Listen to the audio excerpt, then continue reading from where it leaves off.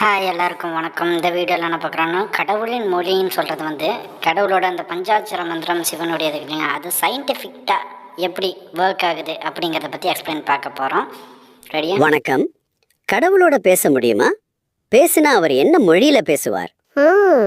இது ஏதோ குழந்தைகள் கேட்கிற கேள்வி மாதிரி இருந்தாலும் மனித வரலாற்றுல இது ஒரு மிக ஆழமான தேடல். நிச்சயமா. நீங்க எங்க கிட்ட கொடுத்திருக்கிற குறிப்புகள் இந்த விஷயத்த ஒரு புது கோணத்துல பாக்குது.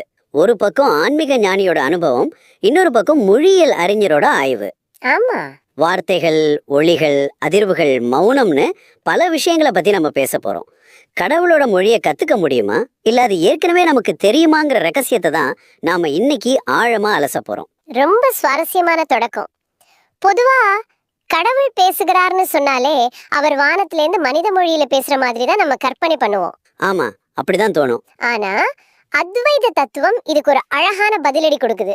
அத்வைதத்தின் படி பிரம்மம் அல்லது அந்த பரம்பொருள்ங்கிறது இரண்டற்றது. அதாவது அங்க ரெண்டாவது ஆளே கிடையாது. பேசுறதுக்கு ஒருத்தர், கேட்கறதுக்கு இன்னொருத்தர் இருந்தாதானே பேச்சுக்கே இடம். சரிதான்.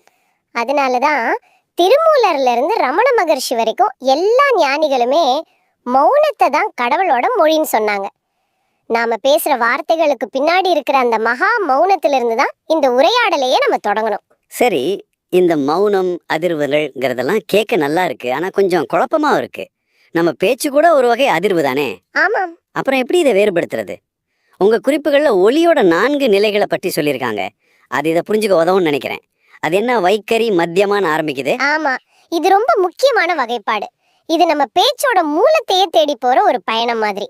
முதல் நிலை வைகரி. இது ரொம்ப எளிமையானது. வைகரி.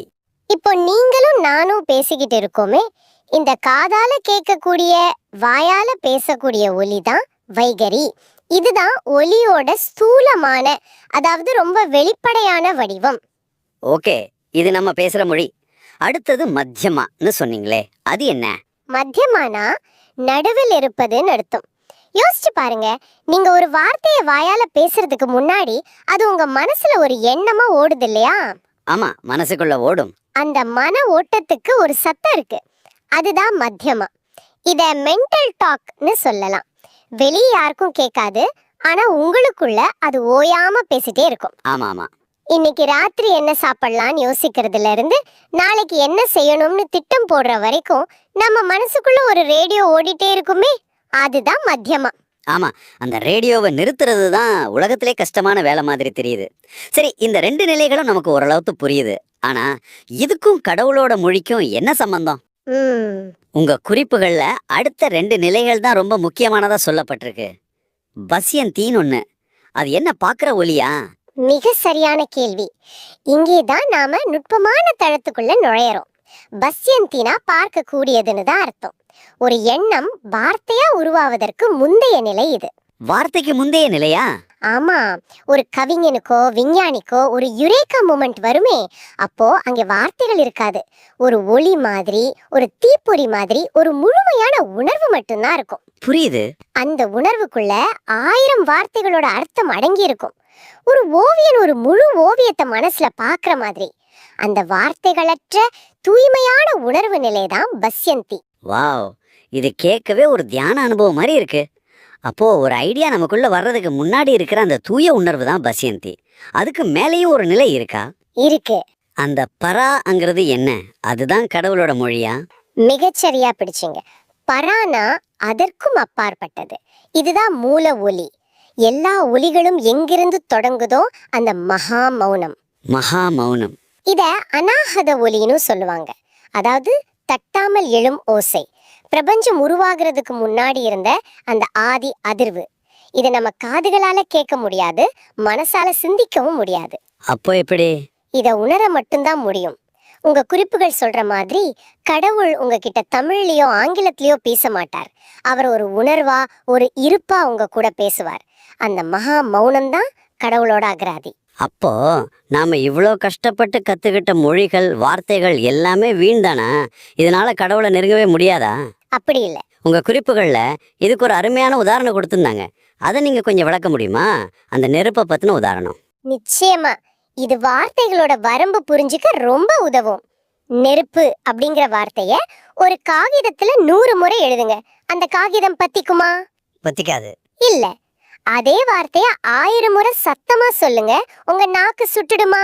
சுடாது. சுடாது.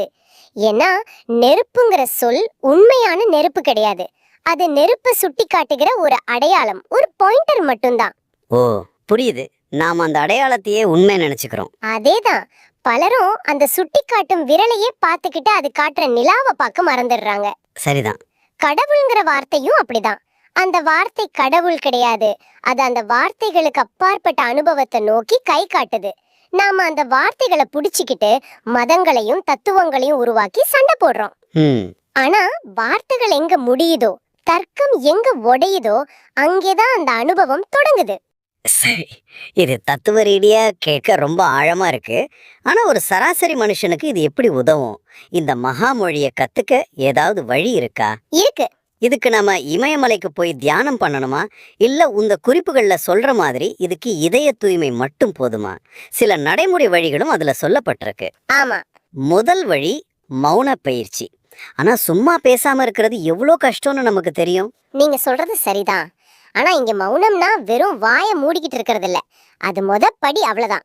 உண்மையான மௌனம்ங்கிறது நம்ம மனசுக்குள்ள ஓடுற அந்த மத்தியமா ஒலிய, அந்த எண்ண ஓட்டத்தை நிறுத்துறது. அந்த மன ரேடியோவை நிறுத்துறது. அதேதான். நம்ம மனசு ஒரு குரங்கு மாதிரி.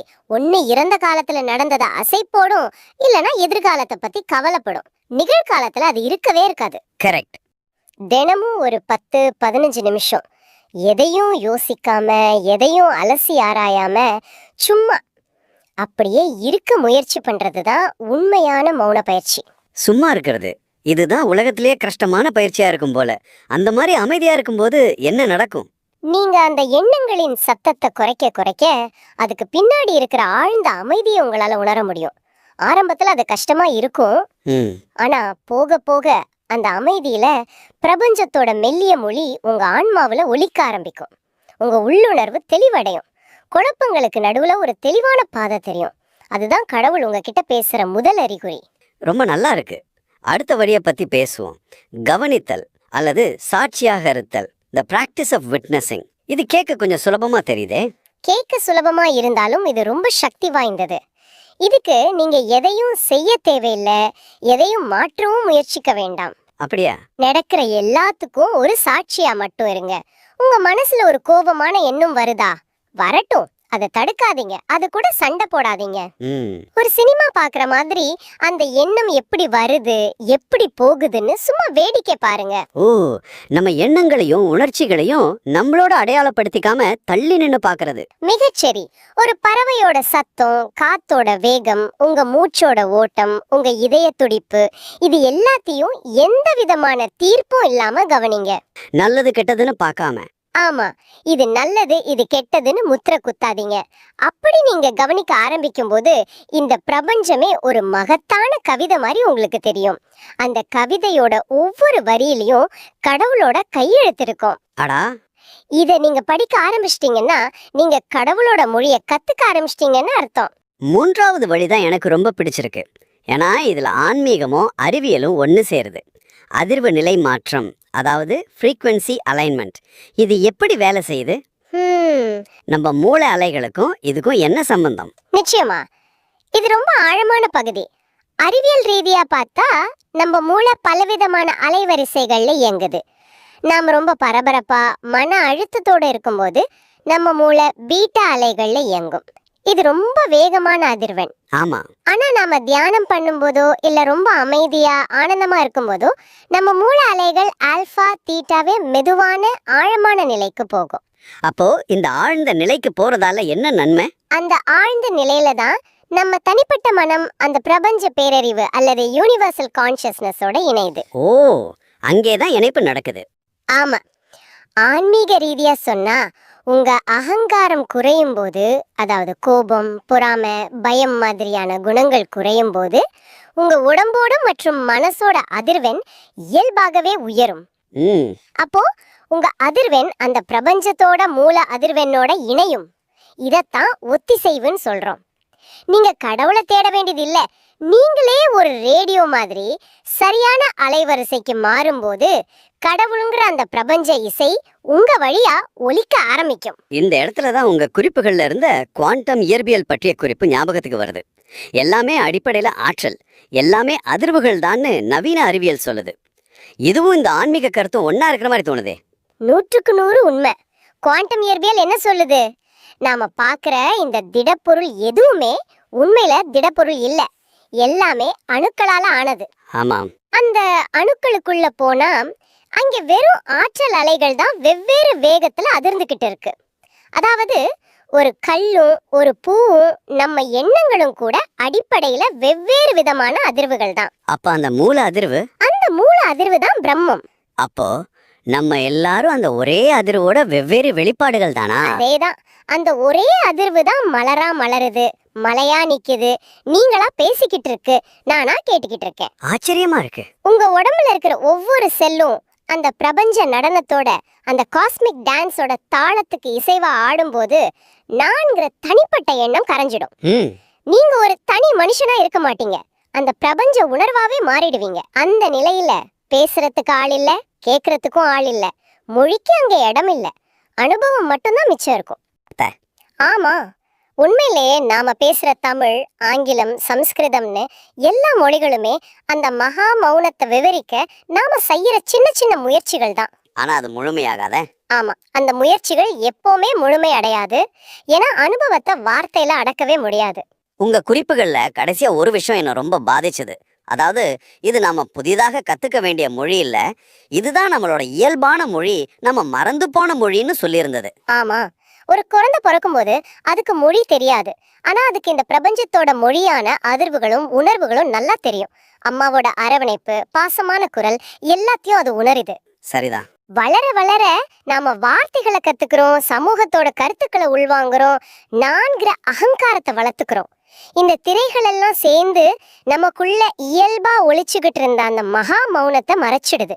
ஓ, நாம செய்ய வேண்டியதெல்லாம் புதுசா எதையும் கத்துக்கிறது இல்ல, அந்த திரைகளை ஒன்னொன்னா விளக்கினா போதும், உள்ள அந்த மொழி நமக்காக காத்துக்கிட்டு இருக்கு. அருமை. இறுதியா இந்த உரையாடலை கேட்டுக்கிட்டு இருக்கிற உங்களுக்காக ஒரு சின்ன சிந்தனை. ஆமா, இப்போ இந்த நிமிஷம் உங்க கவனத்தை உங்களுக்குள்ள திருப்புங்க. உங்க மனசுல என்ன ஓடுது? நிறைய எண்ணங்கள் வரலாம் போகலாம். ஆனா அந்த எண்ணங்களுக்கு பின்னாடி, எல்லா சத்தத்துக்கும் பின்னாடி ஒரு ஆழமான அமைதி, ஒரு சாட்சியான இருப்பு இருக்கு இல்லையா? அத உங்களால உணர முடியுதா? அந்த அமைதிதான், அந்த தெளிவுதான் கடவுள் உங்ககிட்ட பேசும் விதம். அத காதால கேட்க தேவையில்ல, மூளையால புரிஞ்சுக்கவும் தேவையில்ல, அதை உணர்ந்தா போதும். அந்த உணர்தல்லே தான் இந்த முழு உரையாடலோட வெற்றியும் இருக்கு. ஸோ கைஸ், இந்த வீடியோ ஃபுல்லாக பார்த்த எல்லாருக்குமே ரொம்ப தேங்க்ஸ். இதில் நீங்கள் தெரிஞ்சுக்கிட்ட விஷயம் என்னென்னன்றதை கமெண்ட்டில் சொல்லுங்கள். பிடிச்சிருந்தா லைக் பண்ணுங்கள். உங்கள் ஃப்ரெண்ட்ஸுக்கு தெரிஞ்சுக்கணுன்னா இல்லை தெரிய வைக்கணுன்னா இந்த சேனலை வந்து நீங்கள் ஷேர் பண்ணலாம். அண்டு ரொம்ப கஷ்டப்பட்டு தான் வீடியோஸ் எல்லாம் எடிட்டிங் எல்லாமே பண்ண வேண்டியதாக இருக்குது, வாய்ஸ் டப்பிங்லேருந்து எல்லாமே. ஸோ முடிஞ்ச வரைக்கும் சப்ஸ்கிரைப் பண்ணி ஆதரவு கொடுங்க. இந்த மாதிரி வேறு ஏதாவது நீங்கள் உங்களுக்கு தேவைப்படுது, இந்த மாதிரி டாக்குமெண்ட்ரி வீடியோவாக கொடுங்க, இல்லை இந்த மாதிரி ரிசர்ச் வீடியோவாக கொடுங்க, இல்லை கம்பேரிட்டிவ் வீடியோவாக கொடுங்கன்னா நம்ம சேனலை சப்ஸ்கிரைப் பண்ணிக்கோங்க. Thank you so much.